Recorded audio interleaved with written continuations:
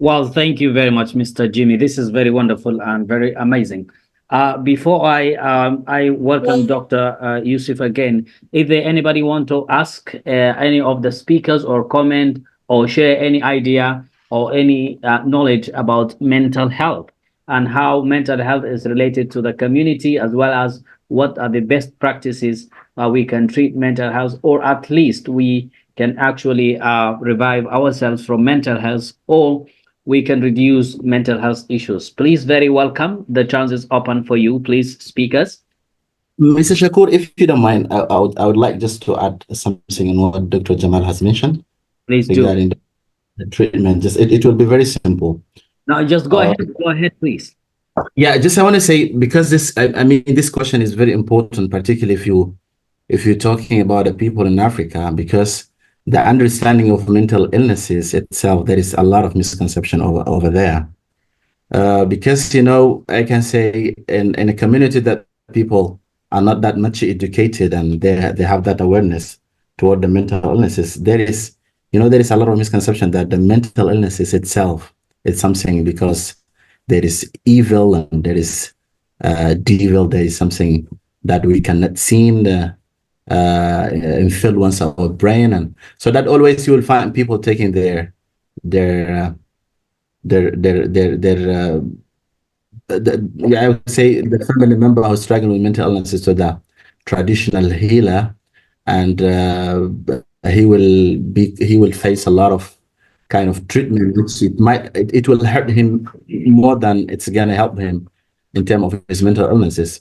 So that's why I prefer if we can go through the causes of mental illnesses, exactly what's happening in our brain, and then we start having that symptoms. We start manifesting that symptoms, because based on that we are going to determine which kind of treatment that it could be. It was very helpful when Dr. Jamal he mentioned that he say before you go through a treatment, you need to go through a comprehensive assessment that should be done by the professional. Then he will assess which kind of mental illnesses that you struggle, and then he will prescribe a certain intervention for you that it will have. But generally, also before I can say, Mr. Jamal has mentioned that there is a lot of chemical disturbance is taking place in your brain. This is how the symptoms of mental illnesses appear. For example, there's people who has schizophrenia. I think all of the people here, they know what schizophrenia exactly means. So we might see the people going naked outside, or hearing voices that's not there, or even seeing things that is not there, or there is a splitting between the three elements, that the three functions of our brain, which is uh, uh, thinking and acting and feeling. So we will see that there is a disturbance between them. So why this one is happening? Because there is a disturbance in the chemistry of our brain, something that we call the neurotransmitter. So there's a disturbance in that neurotransmitter. So the science now, there is a lot of it's not only the research, but there's a lot of experiments being done against that one, and they discover a lot of medication that can regulate that chemical disturbance in our brain, and the improvement will be seen very quickly in some people, particularly those who are struggling with the positive symptoms like hearing voices, and even those who have suicidal thoughts and a lot of things. So I can say the degree of intervention is differ from person to person, and even the mental illnesses itself, it's not only one things, but it's different from person to person, from disease to disease. The I want to say the struggle itself, it's not the same. So those who have a psychosis, not like those who have a neurosis. Some people, they are inside. I mean, like what Dr. Jamal has mentioned, which was very amazing. uh, those people who are incited, I mean, they know their problem.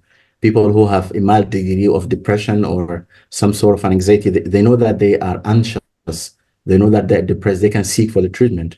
For to some extent, to some degree of mental illnesses, people, they lost that insight, so they don't know they are ill even. And if you come to confront them, you might put yourself in a problem with them. If you come to convince them that yesterday you go out naked, for example, or you commit something, you try to hit somebody, for example, or you are talking to yourself, he might ignore or deny all that one. He is not denying because he want to deny, because it's a pathological denying. So such a people, they need not only practicing the rehabilitation interventions, but they need medications and as a first line interventions. We need to stabilize them. We need to bring them back to the inside level, and then we start doing some rehabilitation uh, program, whatever. So in generally, we could say, in terms of treating the mental illnesses, we need either medications or we need support. I think Dr. Jamal has mentioned a lot of kind of support that someone can seek. Counseling, it's very important, and peer support. And here, peer support is not only the family, but we're talking about the community itself. And I think here, the community is one of our elements that we're talking about here. If you just remember, we say belonging and support. It's something very crucial that the community provide and individual. So that support is very important. In addition to what Mr. or Dr. Jamal has mentioned, matter of exercise, mind, fullness, refreshing, and a lot of other things that can help. So just what I would like to highlight it on is the way that we think about the mental illnesses. It's going to determine whether we are going to seek for an appropriate intervention or not. Here, the issue of awareness is very important. And also one thing that I would like to add, and I think it's connected to this question, is early on you talk about the impact of media on the awarenesses of mental illnesses itself. Because do you know, I don't know, it's intentionally or non-intentionally, the media sometimes making some kind of distortion in the understanding of the mental illnesses itself. For example, in a series that we see in every day and whatever kind of drama, they always try to represent the person who's struggling with the mental illnesses as someone that he's a violent. He had that tendency of hostile. He might kill someone or hit someone, and that's why always people, they taking themselves away from someone struggling with the mental illnesses. And even there is a very bad behavior that we see, particularly in our country, Sudan. I don't know if it's only in Sudan, but because the majority of people attending this webinar, they are from Sudan. But in our hospital, there is some bad behavior. We see people restrained in a very bad way because they thought that they might harm others and so on. There is a lot of research, even from WHO. They say that people with mental illnesses, they always they've been insulted by the people who are mental well more than they are insulted the people who are mental well. So we insulted them always. The way that we labeling them, the way that we're treating them, the way that we ignoring them, and like that. So the social media itself sometimes is sending a lot of uh, a negative view about the mental illnesses, and not only the mental illnesses, even about the people who are taking care of the people in a mental illnesses. This one actually sometimes even it's happened among the professionals themselves.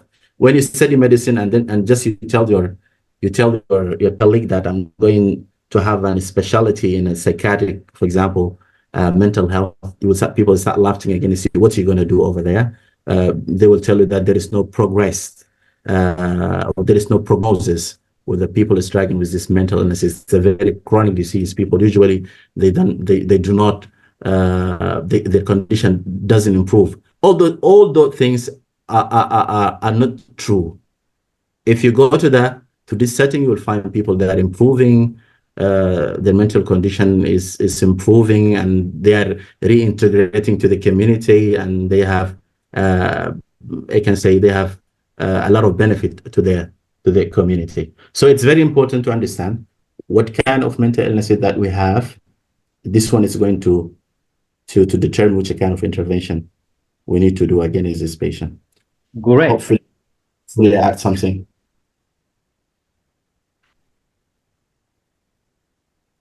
Oh, yes, you have added something great, actually, Mr. Yusuf. Thank you very much for that very wonderful intervention. It's really appreciated and well heard and well spoken as well. So, ladies and gentlemen, you have heard all the doctors have spoken about mental health. We're about to actually get this discussion to an end. But before that, I wanted to open the opportunity for participants, for people who have just joined us recently. Today, we were speaking about mental health and community. We're joined by two health doctors who are practicing right now medicine. And we have spoken a lot, over 1 hour and a half right now, or about 2 hours since we've started speaking. So please, if you have any specific question, technical question, practical one, theoretical, whether to one of the two doctors or to the public, or just you have a comment or information or addition about mental health, please, very welcome. The chance is yours right now. Okay, Desha, let me have a chance. Welcome, please. Okay, so thank you so much for this chance. Let me thank Dr. Yusuf Usman, then Dr. Jamal, and then Muhammad Ahmed. And you are highly welcome for counseling us today. So it is very good day for us as a listener or as attender. And let me give a big chance for the big brother, and I could call him the teacher of Africa. That is Mr. Shakur or Professor Shakur. Thank you so much for this chance. And I'm Malik Ibrahim from Sudan, but right now I'm in South Sudan. So doctors, as mentioned, by good way, and so for me as the Sudanese, as many of Sudanese believe in Sheikh or in Al-Faqih. So even I'm one of those who believe in Al-Faqih more than the public health doctors. So why? Because, I can pay less money, and they can give you a solution for that. So the second thing, even I have no doctors there. No one care even for those things. So it is good for me to go back to the sheikh, then he can give me that solution which public health doctor give me. That's the first question. It's not about me only. It is for many of Sudanese people whom they live in the rural area there. And the second one is how we can prevent, or how we can keep our health mind. I mean, how we can keep our mind health. Thank you so much. Any one of you. Good. Now, Mr. Malik is asking question: how can we keep our mind healthy? If I understood. Please, doctors, you're very welcome to interact for that. But let's collect 1, 2, 3 questions. Yes, please. Someone else. I see Mr. Isam is raising hand, but before Mr. Isam, let me ask one of the doctors to respond on the how can we keep our mind healthy or our brain healthy. Yes, Mr. Okay. Okay. I think I already earlier mentioned that one of the support that we really need how to keep our mind healthy. So, our mind is the vehicle So you are the driver, and so your mind is the car. It depends how you drive. If you drive good, so you will get to your destinations where you headed. If you are not driving good, so you will end up in in the middle of the road. Anyway, um, what we need is the regular exercises to keep your mind healthy. You need to exercise regularly because the mind is need training. There is I think is one of the proverb. I think it says if you want the good mind is in the good in the I think in the healthy body. I think if I can interpret it the right way. So regular exercise is very essential. Engaging yourself into any kind of physical activity that can promote your brain and your health. It reduces a lot of stress. If you see like countries in China, if you see in any country in the Europe, you see yeah, like elderly people's, at the age of 90, they are, trying to run a marathons. They are not running a marathon because they want it, but on purpose because that what keep them healthy and keep them, release them from, I mean, let me say, keep them healthy and help them to keep their body and their brain healthy. So, in term, this is kind of hormones your body release, which is help you a lot, such as endorphins and something like that. And also, in general, you need also the diet in order to keep your health, I mean, your brain healthy.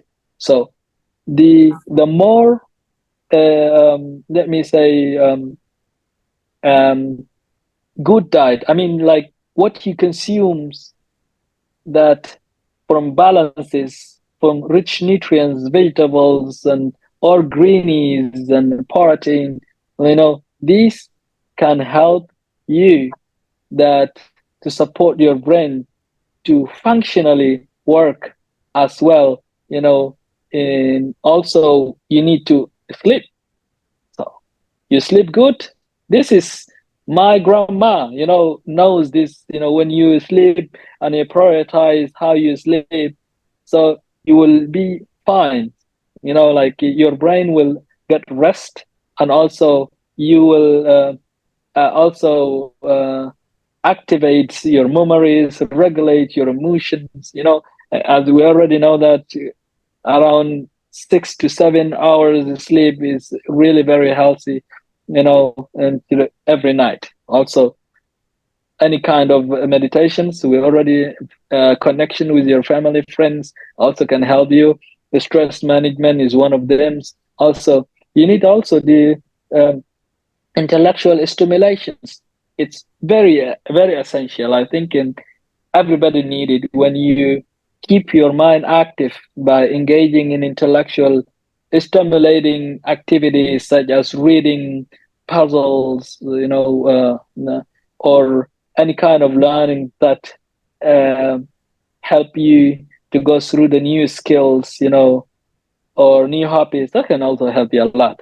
Also, you need also to understand that seeking for support when you need it, it is one of the first element, yeah, you need it in order to keep your brain, healthy, or your mindset. We already know that if we have any kind of problem, we can't sleep, like in kind of anxiety, we have any kind of issues within the family, within the kind of or the work area. We need to talk to our friends, to our family, that we have something. So this can help us in order to uh, keep our mental health. And this kind of concerns and difficulties that we go through, we need to fix it. So if you don't talk, you don't know how to fix the problems.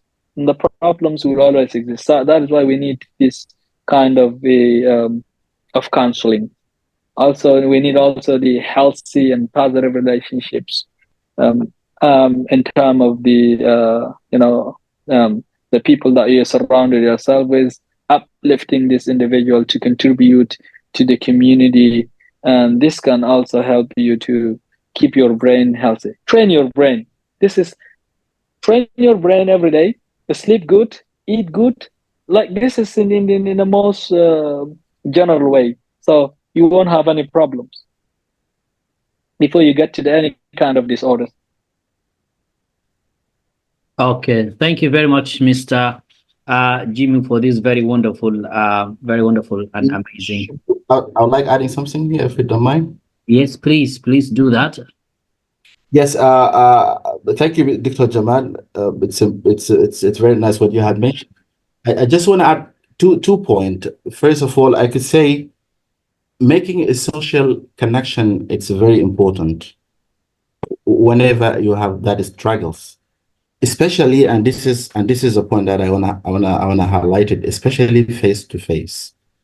This one is very priority. So it's being mentioned that during the COVID-19, significantly the issue of face to face, it was limited because of the natural the disease. Having face to face, it's very important than just to call one through the phone. I wanna say calling someone is not important, but particularly those people who you do love, people you do trust on.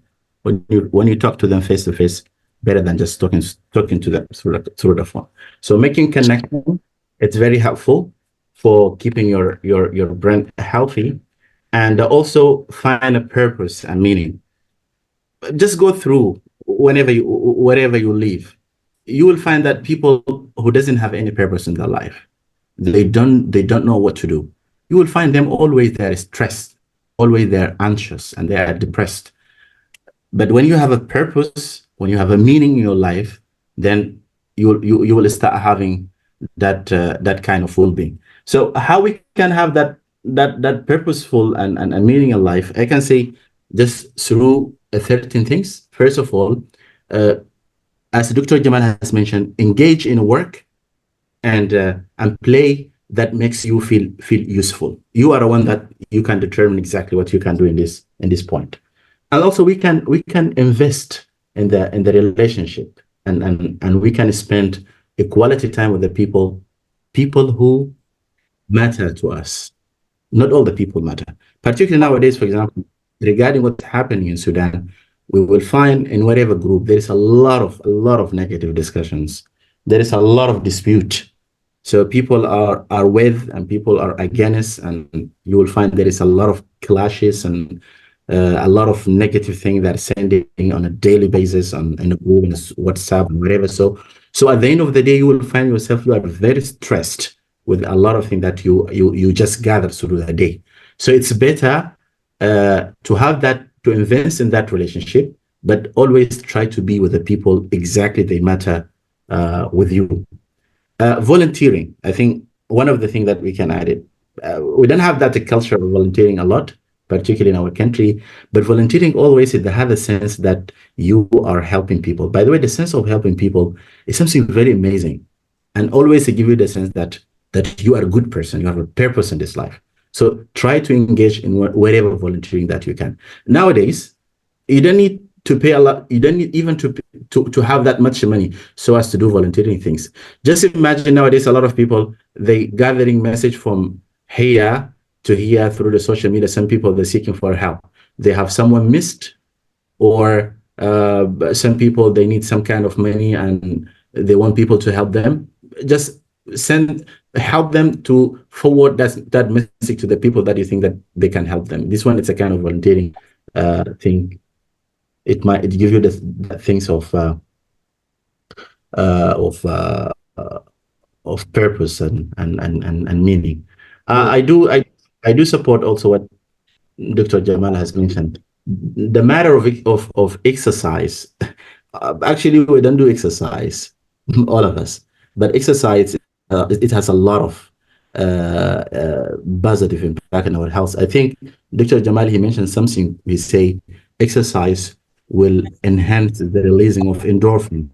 So endorphin, in a simple thing, we can say it's a chemical thing that your brain will release, and it will give you the sense of well-being, the sense of relaxation, the sense of some sort of happiness. So through the exercise, your brain will release more endorphin. So you need that endorphin by practicing exercise as much as you can, and talking to some people, being active, and yes, I like that.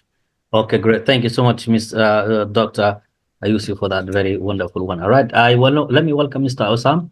I have seen rising hands. Please welcome Osam.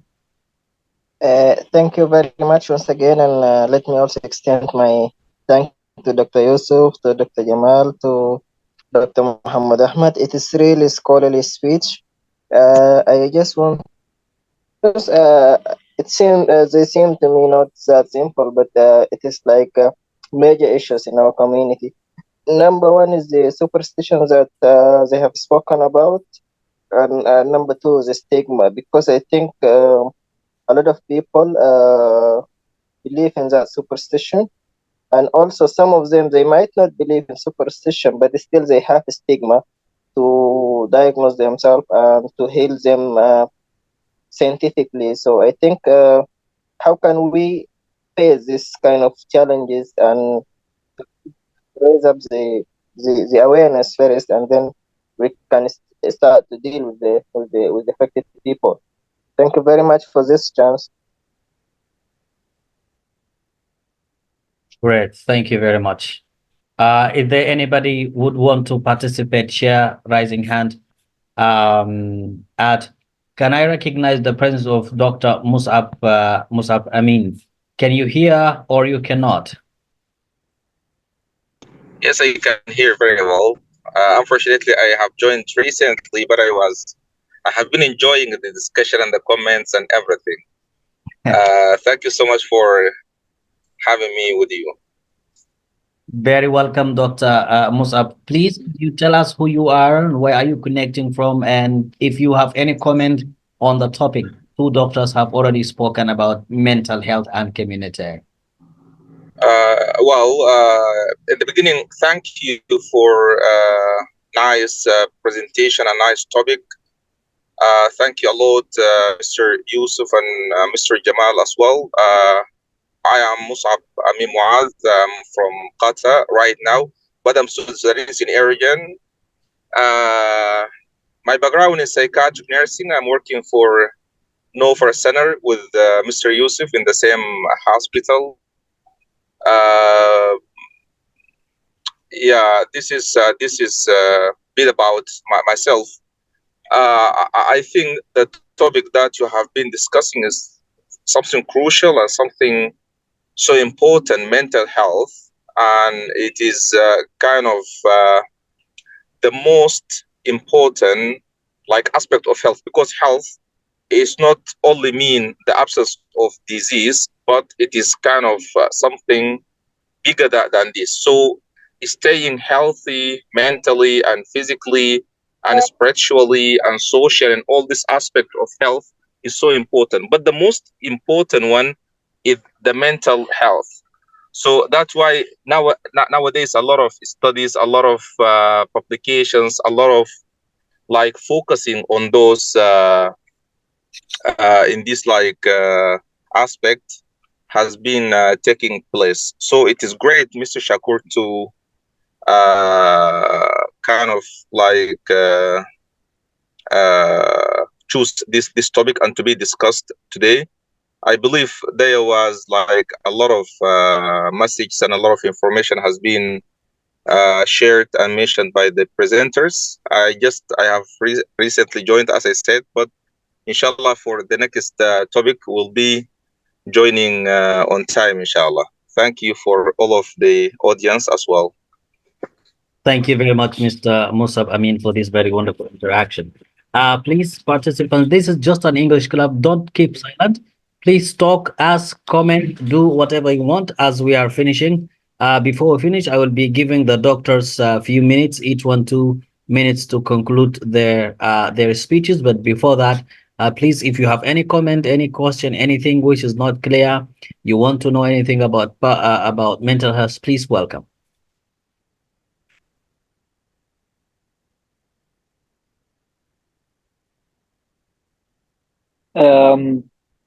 I think the last person who really is like Hello? who appear just raise a very important question. So I don't know if Hmm. there is no questions, I can go through because this is very important. Oh yeah, I have somebody called Ataib Tolui. Let's listen to or to him, and then we can go ahead with that one. Welcome, Mr. Ataib. Okay, very good evening. Thank you very much, sir. Really happy to be part of this session, and I joined a little bit late, but uh, actually through the questions and discussions of doctors, I got the whole picture. Thank you for that. Yes, and thank you, Mr. Host, Sri Shakur. Thank you. A big fan of yours, but we haven't met physically. Thank I you. hope one day we will. Yes, I currently reside in Qatar and just happy to join the session. Thank you very much. Very welcome.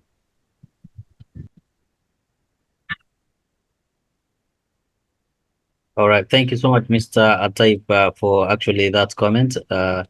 Actually, me too. I am residing currently in Qatar, between Qatar in Kenya. And thank everybody for this very wonderful. All right. If there is nobody has any comment or interaction or anything, I will allow Mr. Ladies did not participate. We've got some ladies did not participate over here. We have newcomers also did not actually participate. Please feel free to talk. This is Hello, teacher. yes, welcome, Mr. Musa. I have been listening to two doctors, Jamal and Yusuf. They are talking about mental health and community. Yes. And I really thank these two doctors. And sometimes even I have a problem with internet in Sudan here, but unfortunately, I get some few benefit from while they are speaking.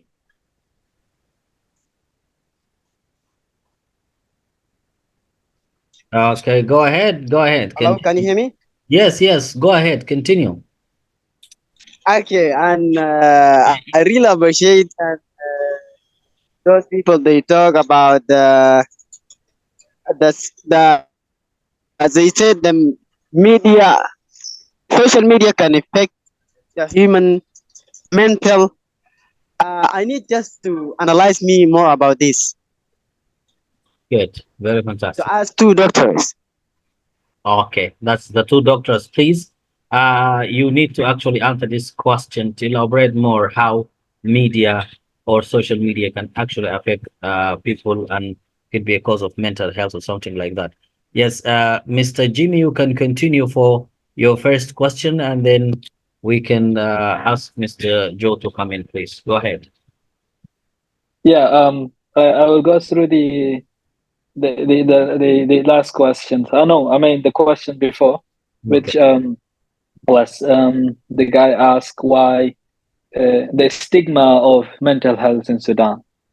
I think it's really very important, and one of the things that really um, I can categorize in under this table, let me say under this stigma is the cultural belief. You know, the tradition belief often view the mental health illnesses as the result of superficial forces, or the moral failing leading to stigma and discriminations against those who affected, which is actually one of the doctor already highlighted previously, which if we have somebody in our family already diagnosed with any kind of disorders, we we imprison them home, instead of offer kind of of